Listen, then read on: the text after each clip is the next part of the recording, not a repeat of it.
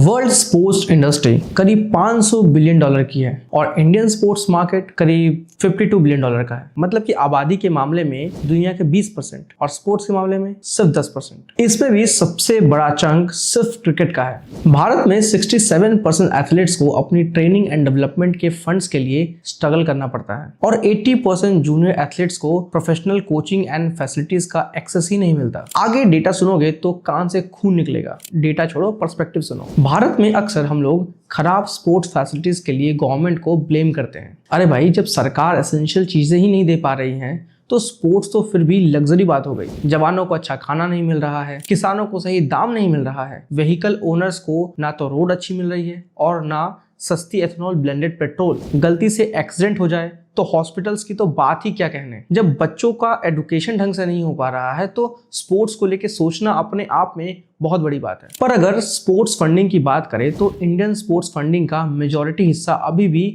Government institutions या bodies के through ही आता है, जबकि बाहर की कंट्रीज जैसे यूएस, यूके, ऑस्ट्रेलिया और चाइना, इन कंट्रीज में majority of the funds private company से आता है, ब्रांडिंग एंड स्पॉन्सरशिप के फॉर्म में। गवर्नमेंट जो फंड अलॉट करती है वो तो आधे से ज्यादा बोर्ड्स के मेंबर ही खा जाते हैं। जो बच जाए वो आईएएस लपेट लेंगे, उसमें भी कुछ बच जाए तो स्कूल के हेडमास्टर्स। अब बच्चा करे तो करे क्या, बोले तो बोले क्या। कुछ लोगों को लगेगा कि मैं इसलिए ये बात कह पा रहा हूँ क्योंकि मैं भी एक गवर्नमेंट स्कूल से ही पढ़ा हूँ और हमारे डेली रूटीन में पीटी की क्लास थी हफ्ते में सिर्फ एक दिन, और वो भी कभी नहीं होती थी। गवर्नमेंट की गलती है, ये तो जग जाहिर है, पर हर वक्त दोष देते रहने से क्या होगा। सॉल्यूशन तो हम खुद भी निकाल सकते हैं। तो मेरे पास एक स्कीम है। ये स्कीम किसी अहरे गहरे नत्थु गहरे के लिए नहीं है। इसके लिए बड़ी ऊंची पहचान चाहिए, ऊंची पहुंच चाहिए। एक मॉडल ये है कि जैसे लोग एक स्टार्टअप में पैसे लगाते हैं वैसे ही प्लेयर्स पे पैसा लगाया जा सकता है एज एन इन्वेस्टमेंट। जब प्लेयर कमाएगा स्पॉन्सरशिप या मैच फी फ्यूचर में तो अपना हिस्सा लेते रहना उससे। पर ये मॉडल दोनों पार्टीज की तरफ से ऑनेस्टी और कमिटमेंट की डिमांड करता है, जो कि हमारे देश में मुश्किल है थोड़ा। दूसरा रास्ता है क्राउड फंडिंग।